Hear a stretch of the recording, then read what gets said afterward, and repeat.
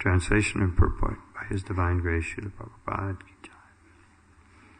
By cultivating philosophical knowledge, one can understand his spiritual position and thus be liberated. And by performing sacrifices and pious activities, one can achieve sense gratification in a higher planetary system. But the devotional service of the Lord is so rare that even by executing hundreds and thousands of such sacrifices, one cannot obtain it. Everyone can please repeat. By cultivating philosophical knowledge, one can understand his spiritual position and thus be liberated. And by performing sacrifices and pious activities, one can achieve sense gratification in a higher planetary system. But the devotional service of the Lord is so rare that even by executing hundreds and thousands of such sacrifices, one cannot obtain it. Purport. Prahlad Maharaj instructs, Matirna Krishne parato svato bha mito pipadyetta griha vratanam naishamati stavaranu kamangrim spishatyanato bhagamo yadartha mahiyasam padarato bhishekam niskinchananam na pranitayavat. These slokas are to be discussed.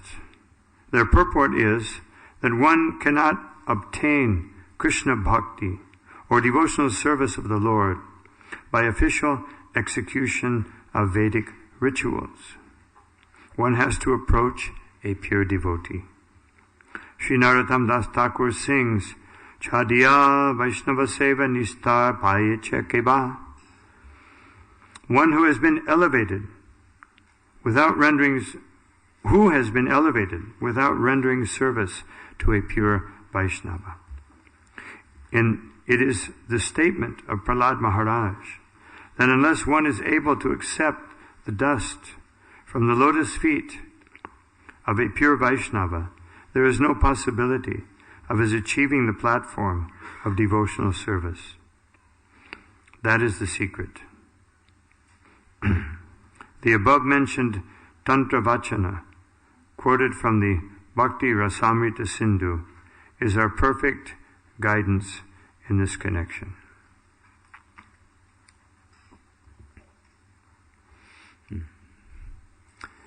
So here, the verse we're discussing is a quote from Bhakti Rasamrita Sindhu.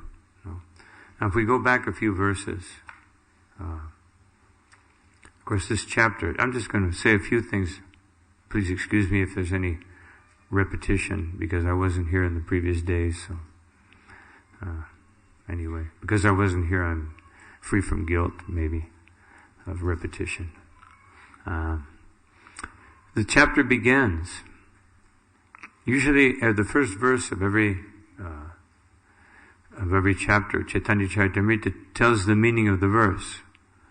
So, the meaning is, he says, I offer my respects to the Supreme Personality of Godhead, Sri Chaitanya Mahaprabhu, by whose desire I have become like a dancing dog. And although I am a fool, I have suddenly taken to the writing of Sri Chaitanya Charitamrita. So what does that mean? That I have become like a dancing dog. Well, later on in this chapter, Krishnadas Kaviraj Goswami says that because the title is entitled Taking the Order, what is it? The author receives the order of Guru and Krishna. So, many Vaishnavas instructed him to write about Chaitanya's later lilas, which was not so much covered by Vrindavan Das Thakur. So he took that as the order of the Vaishnavas. And then the deity of Madan Mohan, he gave him the indication that he should do this. Because a devotee naturally feels unqualified. Srila Prabhupada said that writing in Krishna consciousness is not so much done to enlighten others, but to purify oneself. Otherwise, that's the intent of the author. Because it would be very proud of oneself to think that I will purify everyone. But sometimes we speak on Krishna consciousness, and we beg because the Vaishnavas are requesting us. They're requesting us to please speak. So because they request, we have to do it. And therefore, by doing it, we have to serve the Vaishnavas. But a devotee considers this by their mercy. So this is the theme. And therefore he says, I'm like a dancing dog. A dancing dog means if you hold some food up, the dog will dance. No, it's not like the dog has acquired some artistic ability to dance by his own, on his own merit. But he's dancing because someone is inducing him to do so. Well, he's saying that just like a dancing dog. Otherwise I have no credit. The credit goes to Madan Mohan. The credit goes to Vrindavan Das Thakur and all the Vaishnavas who have given me this mission.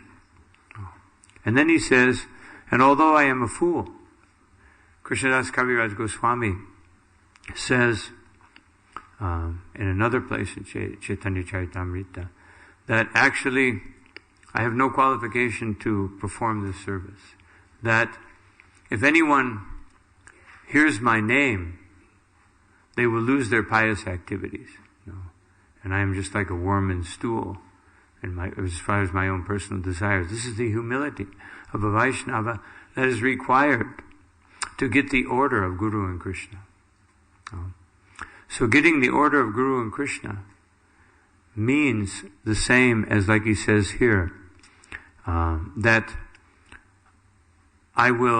means getting mercy. Otherwise, getting mercy, as Srila Prabhupada says here in the purport, that getting the mercy of Krishna means that we get orders. Like many times people say, especially if one is in a position of Brahman or some position in Varnashram that's considered worshipable, then people say, can you give me blessings?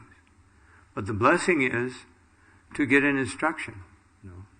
And blessings are not some electromagnetic, magical impulses that someone sends out and all of a sudden my material life will become very happy. It will become very nice. And this is reflected in this verse. Jnanata sulabha muktir. Because even by material calculation, and this will cover, I won't get into it so much because it's the subject of tomorrow's class. But Krishna says that liberation I can give to anyone. No, not a problem. No. And what to speak of sense gratification? I don't even deal with that. That's done by karma, the laws of karma. That's done by the demigods. I don't give anyone sense gratification. And I don't really even give them liberation. That's also done by a mechanical process. Aruya krichtraina param param tata. That one, after so many difficult austerities and penances, can achieve what we designate as liberation. Because what Krishna designates as liberation, what a devotee considers liberation, is to be free from any obstacle in performing devotional service. For a devotee, liberation doesn't mean leaving this world. But for a devotee, liberation means that I'm free from jnana and karma, jnana karma and abritaha. That I'm free from these things so that I can serve Krishna nicely, so that I can make Krishna happy. Now what it says here, one cannot obtain bhakti even after hundreds and thousands of sacrifices and austerities and penances. One cannot attain bhakti. Kapila Dev, in the third canto, he describes devotional service in the modes of goodness, passion, and ignorance.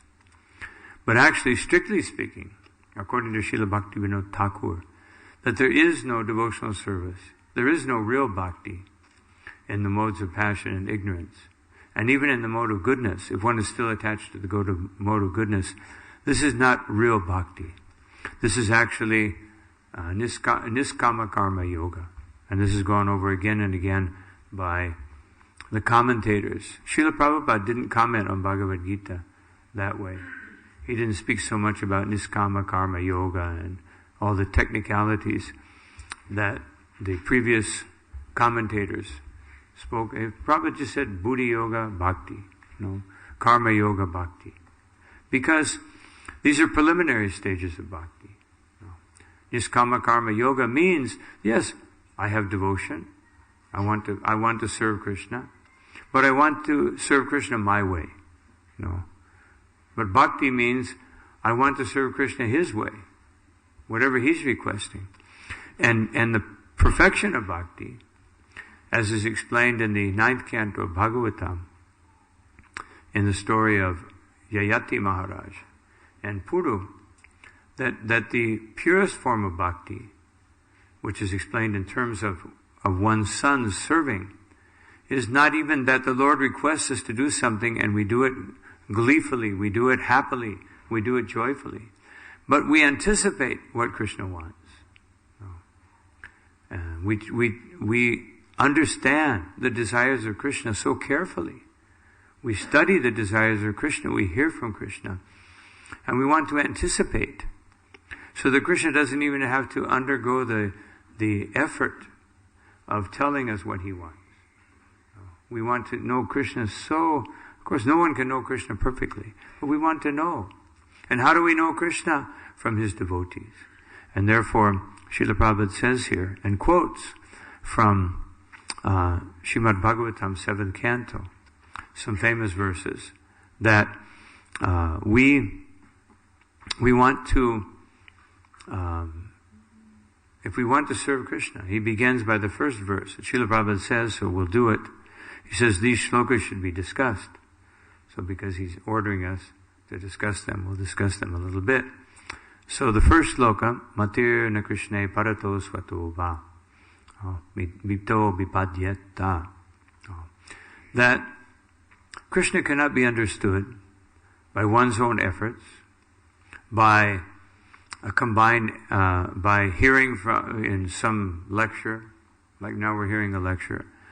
So we're trying to pave the path for understanding Krishna. But this is talking more like Vedic lectures. Nor by a combination of the two. It cannot happen that way.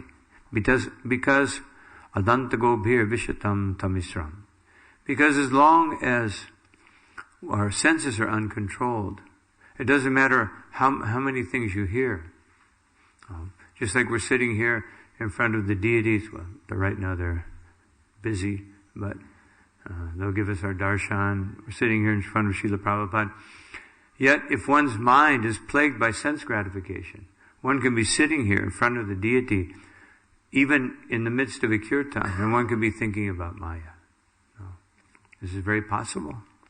Maybe none of you have experienced this, but I have. When there's some desire in the mind, then you're in the middle of the kirtan, you're thinking about something else besides the holy name. And what to speak of japa, chanting japa. We chant japa, and like Mahatma Prabhu, sometimes he would speak about this in his japa seminar called boredom japa. As soon as you start chanting, immediately you think, well, now what can I think about for the next 2 hours?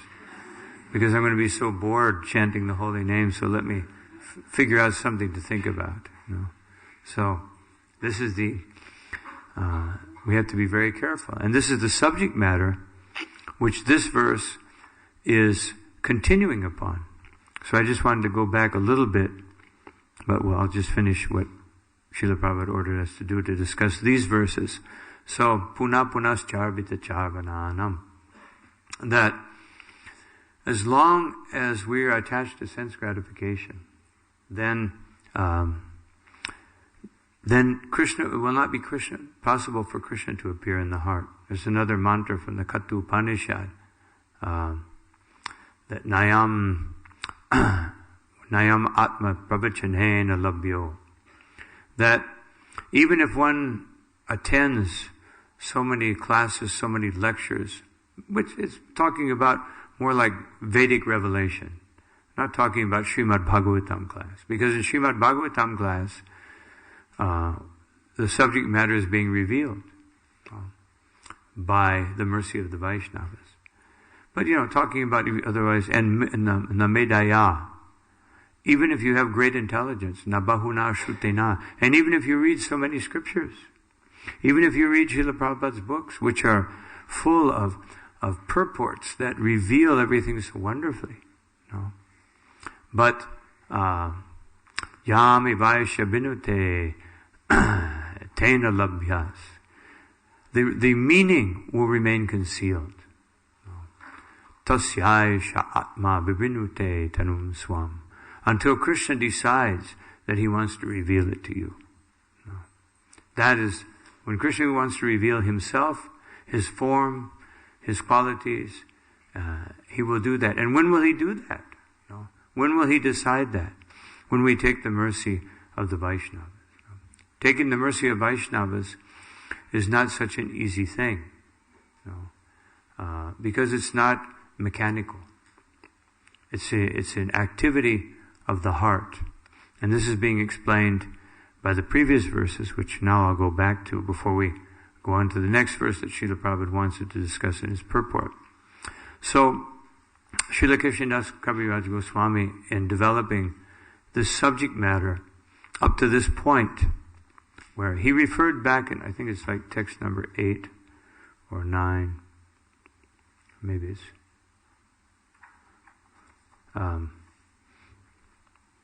about knowledge. The education cultivated by so-called learned scholars who do not believe these statements of Chaitanya Charitamrita is like the tumultuous croaking of frogs. One who does not accept, what is he talking about? What knowledge is he talking about? One who does not accept the glories of Panchatattva, but still makes a show of devotional service to Krishna, cannot attain the mercy of Krishna. And then he gives the example of Jarasandha. He says Jarasandha was a great devotee of Vishnu, in the sense he had very beautiful, elaborate, he was very wealthy, he was a king. So he had very beautiful, elaborate worship of Vishnu. But what was the purpose of the worship? To get some material benefit. That Vishnu will bless my kingdom, and that Vishnu will give me all power, and that Vishnu will satisfy my desires. That was it. Therefore, Krishnadas Kaviraj Goswami says he and others who think like that, who even perform devotional service, or what they consider that is devotional service. Because we can do so many things. Just like you can cook a feast and you can offer it to Krishna. But it's up to Krishna to accept. And so we can do what we call devotional service. But it's up to Krishna to accept it. And when will Krishna accept? He will accept according to the condition of our heart. So, Krishnadas Kaviraj Goswami says, if you don't worship Sri Chaitanya Mahaprabhu, you can never worship Krishna properly. And if you don't understand Krishna properly, you can never understand Chaitanya Mahaprabhu. So either one of these conditions is ultimately demoniac. This was the development of the theme. And then he goes into what's leading to this verse that we're discussing now, scholarship. He says, some devotees will consider that scholarship is necessary, because how will one, unless one has the proper discriminating ability, how will one understand the difference between God and, analyze all these things? But he says this analysis, this is 2 verses back, very famous verse. Srila Prabhupada quotes it so many times. Shri Krishna Chaitanya Dhoi, Kora ho bichar, bichar korite chitte, pabe chamatkar.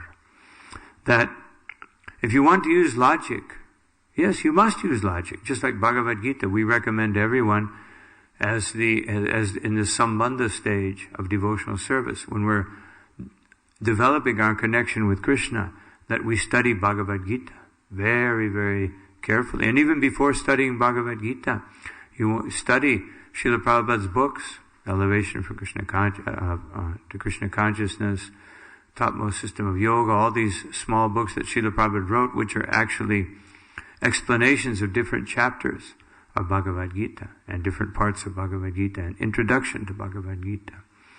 Then, this is for development, understanding Krishna by using our logical ability, which takes us to the point of surrender. But even to deeply understand Bhagavad Gita, it can't be done with logic. No. Logic can be applied, but then ultimately the mercy of the Lord allows us to understand it. But he says, if you are interested in logic and argument, kindly apply it to the mercy of Chaitanya Mahaprabhu. Vichara korila chitte. Otherwise, don't use logic which comes from the intellect.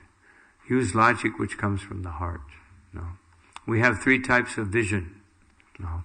We have our material vision, these eyes, very incomplete, very unsatisfactory, the results that they give. As Srila Prabhupada says, we don't know what's going on in the next room. No. We don't know what the deities are doing here. We know they're there, but we don't know what's going on. We don't know, we can't see with these eyes at night. No. So very incomplete. But in 15th chapter of Bhagavad Gita, Krishna says that Pashyante Jnana Chakshushaha. That if you want to see things properly, develop eyes of knowledge. Otherwise, with your intellect purified by this process of Krishna consciousness, you can see things with your intelligence in the proper way. Seeing with the eyes of knowledge is the beginning of really deepening our Krishna consciousness. But the best eyes, Premanjana Churita Bhakti Vilochanena Sadaiva Hridayashu Vilokayanti. Vilokayanti. The best eyes are the eyes of the heart. But those eyes cannot be opened unless our eyes of knowledge are fully developed. And unless our ordinary material eyes are purified by seeing the form of the Lord, by seeing everything in relation to Krishna. So when we apply our intelligence properly through the heart, by the mercy of Sri Chaitanya Mahaprabhu, then we can see things as they are. And then he gives us a warning in the previous verse, which is also a very important verse, and this verse will be followed up after maybe 8 or 9 more verses. No? Bahujan Makodi, Jadi Shavana Kirtana. That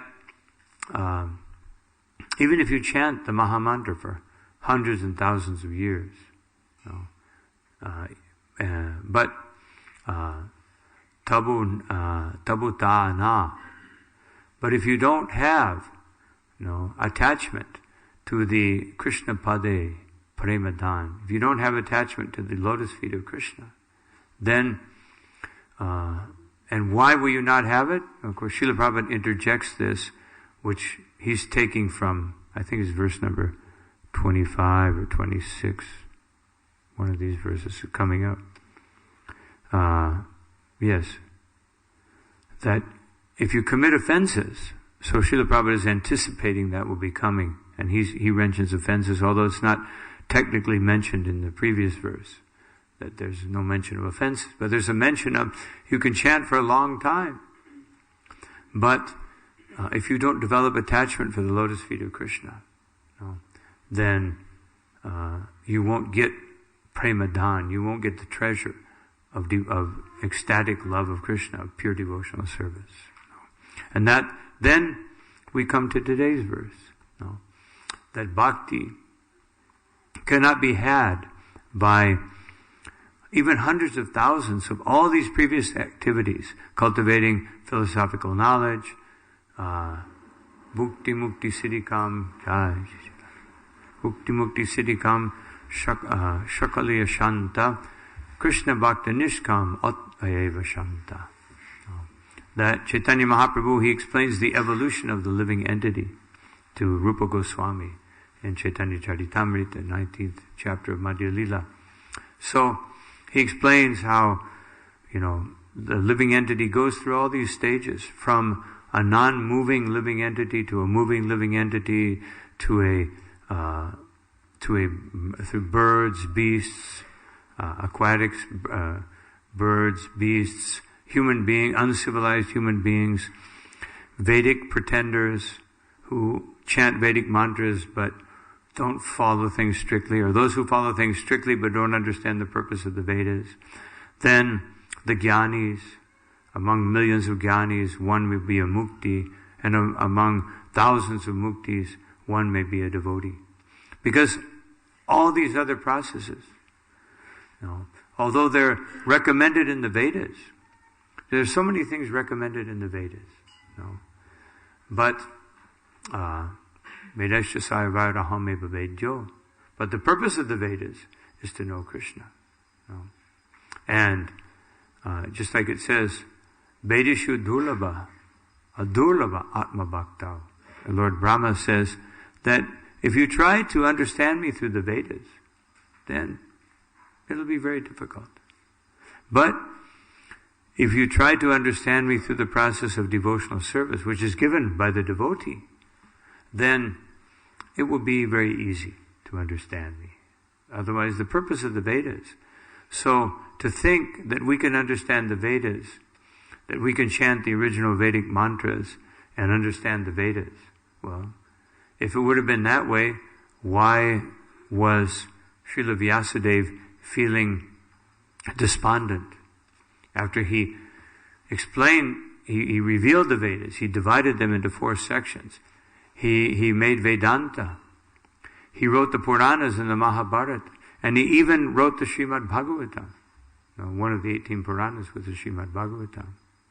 But it wasn't the Bhagavatam that we have now. It was like a condensed version, with all the philosophical parts. But the bhakti was not fully developed. And he had done all that, but he was feeling incomplete. So, and that's Srila Vyasadeva. And then Narada Muni instructs him. Therefore, Lord Shiva says that Aham Vedmi, Shuka Vetti, Vyasa Vetti Navetti Va. That I may know something about the conclusion of the Vedas. Maybe I do. Maybe Shukadev does. And Vyasadeva, maybe he does, maybe he doesn't. Otherwise, it's not so easy. How do we understand it? By the mercy of the Parampara. Otherwise, any one of us may not understand fully. Srila Prabhupada said that when my spiritual master spoke, he spoke such elevated philosophy that maybe I understood 25%. But I like to hear.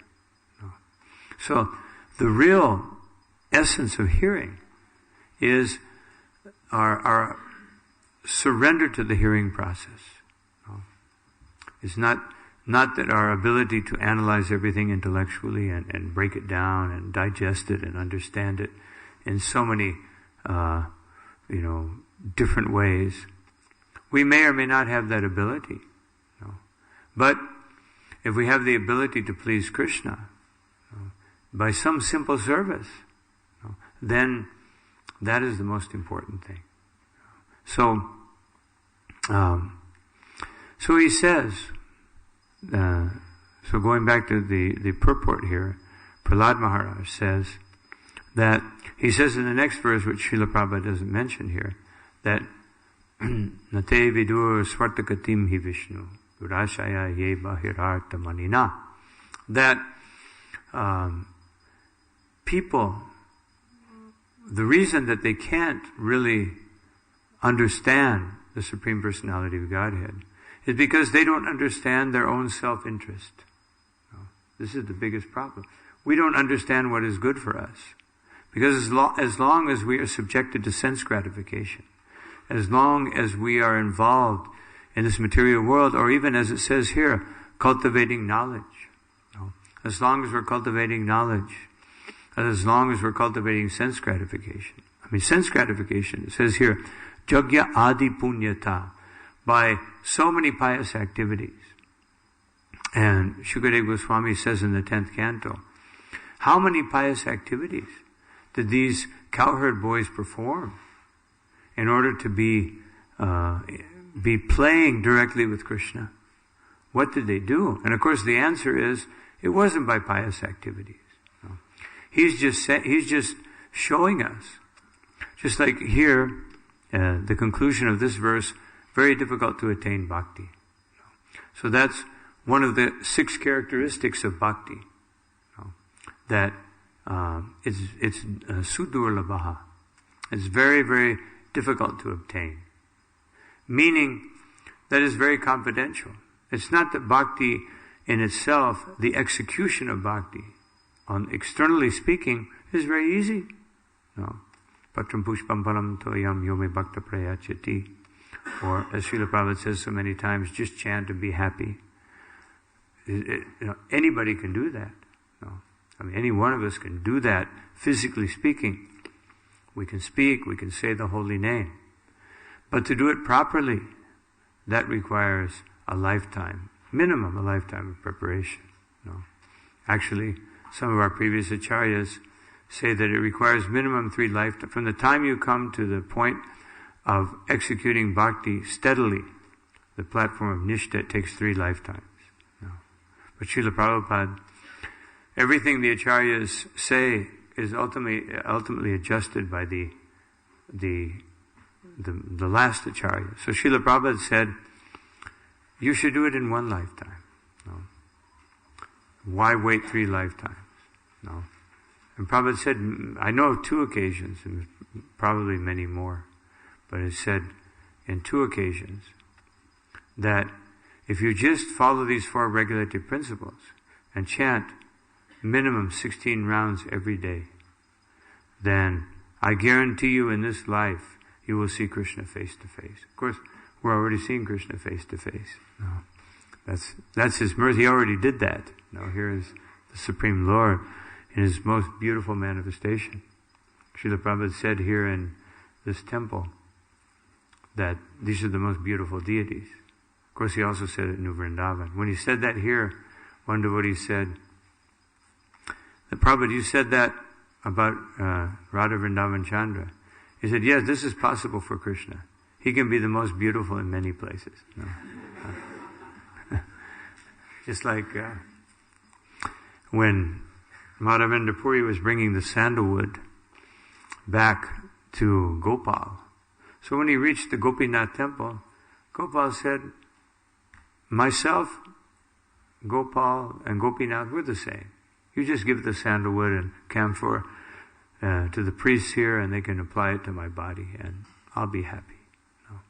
Because Krishna assigns us to do so many things, but His real, most innermost desire is to see that we use it properly, that we do it properly, we do it with the proper attitude.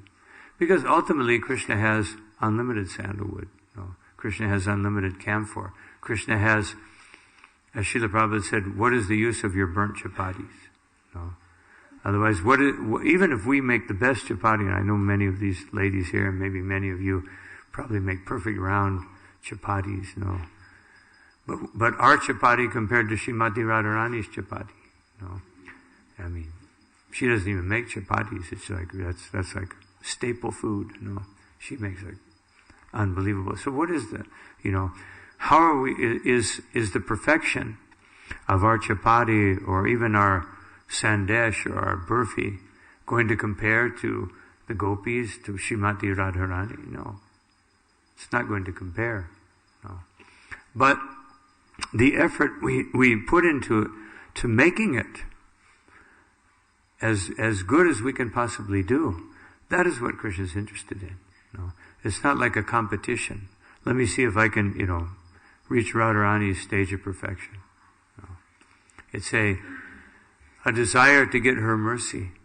And maybe she would allow us to do it, empower some of the cooks. I've tasted some pretty wonderful prasadam coming from the deities, so I'm sure that the cooks are being very much empowered by Shri Radha. No. But it's not a competition. Krishna is not expecting us to achieve something so great as the greatest devotee. Therefore, Srila Prabhupada said that we cannot aspire to achieve the level of renunciation of Raghunath Das Goswami. No. What we can do is we can achieve the best that we can possibly do. It's not even a relative thing. It's not that we're comparing ourselves to other devotees.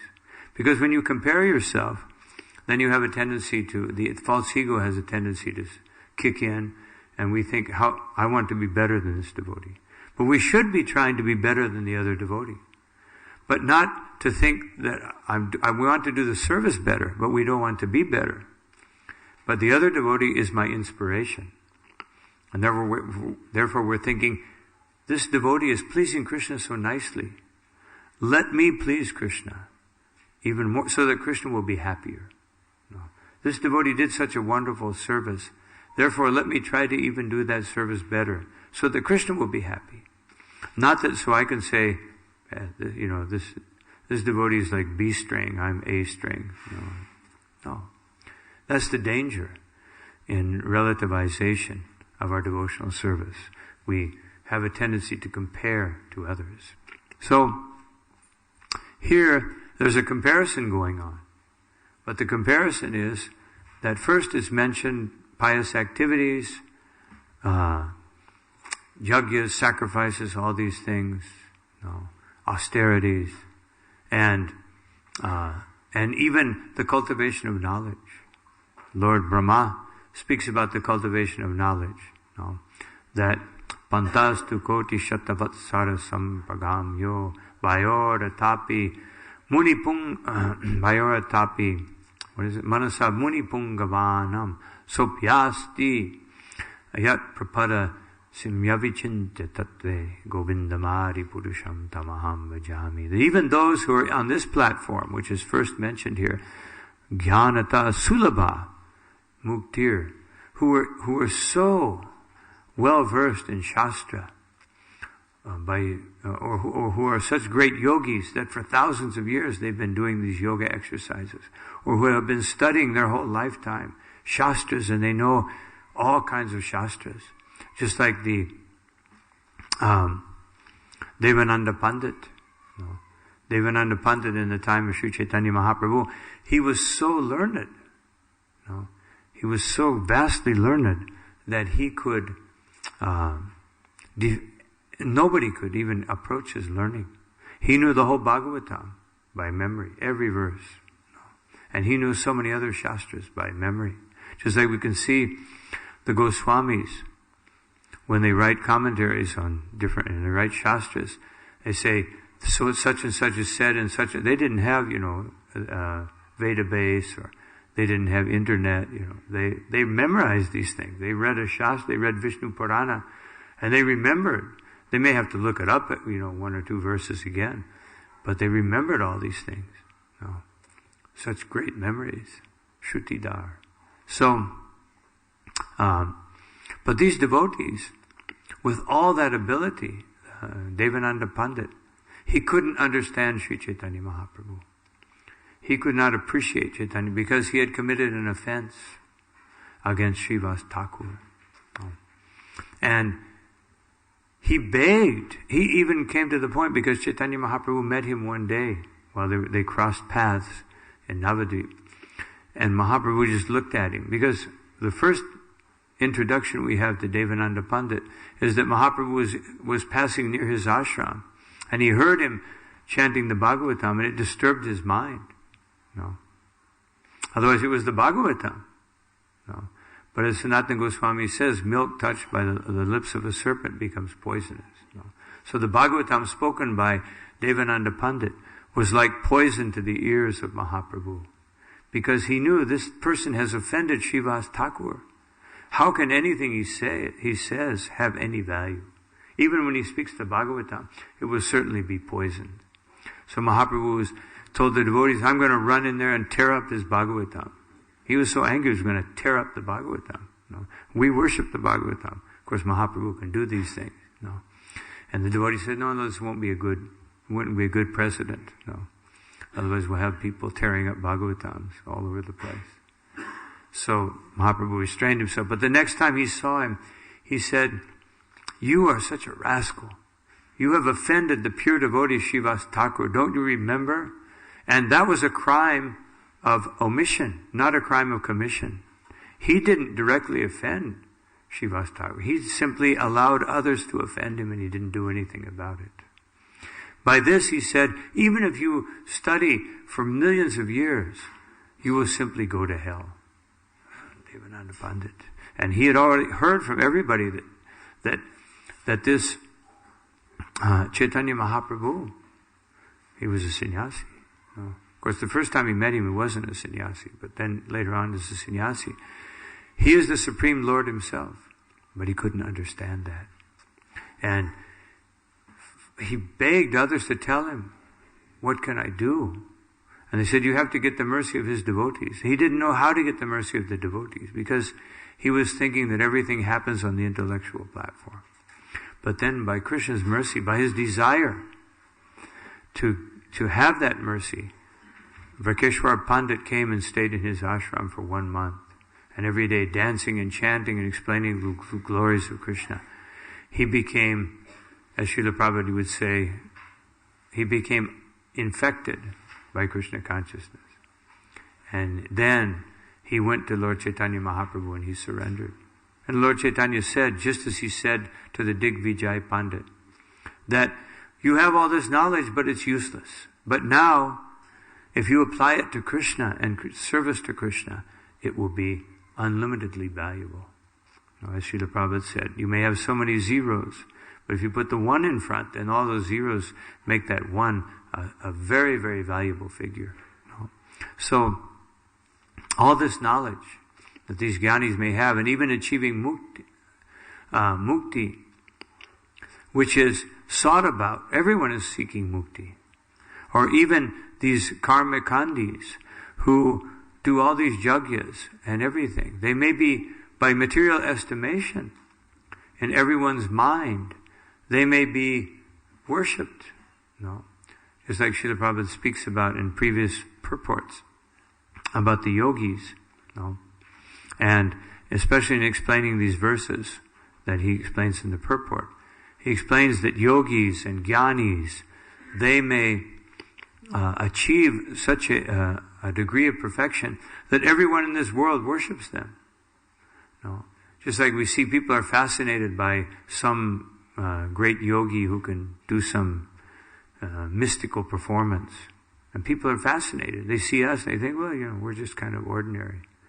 Actually, even when I was coming to Krishna consciousness, and I was also practicing yoga, and when I first heard about the devotees and I saw how they ate, because I was only eating fruit and nuts and, and like raw things and, worried about all these pranas and how they get nicely lined up.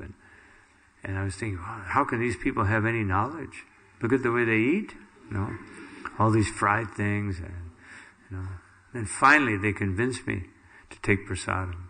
I said, I can't eat these things. It'll bring down my consciousness. I said, just try it. So I tried a piece of a samosa. I was like, can I try a little more? I think I ate 18 samosas and I practically died. Because it's just the power of prasadam. But before, if somebody doesn't have that mercy, they think that these things are superior. But this verse says, Rupa Goswami, he's stating this from Bhakti Rasamrita Sindhu. He says something very similar, that Krishna Bhakti Rasa Bhavita Mati. That if there's Krishna Bhakti, we can understand that theoretically. But Krishna Bhakti Rasa, if you want to get the taste for devotional service, then there's a price. Kriyatam yadi kutopi labhyate. There's a certain price that you have to pay. And what is that price? Tatra laulyam apimulyam ekalam. There's only one price.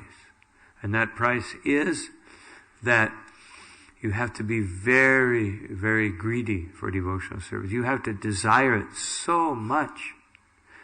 And what does that mean? what does it mean to be greedy for devotional service?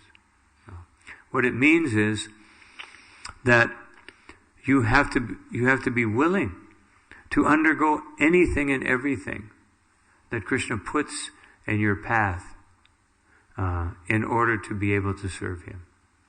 Serving Krishna with no motivations and serving Krishna uninterruptedly has to be so important that nothing can stop you from doing it. Lord Kapila Dev, he says this in his explanations to his mother about the nature of devotional service, that it can never be stopped.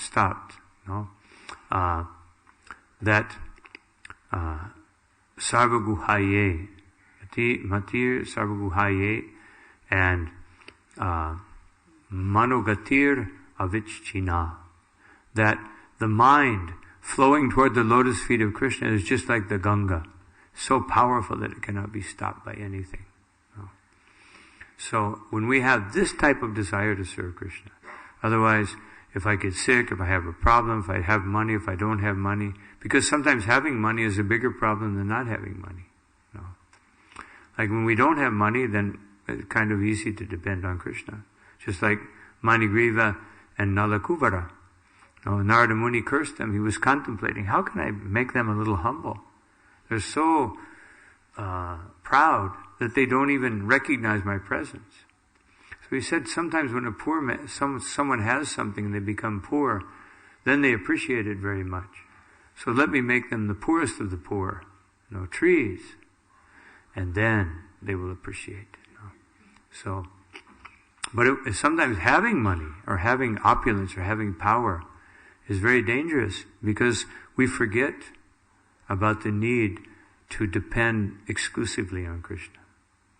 We think, I have money.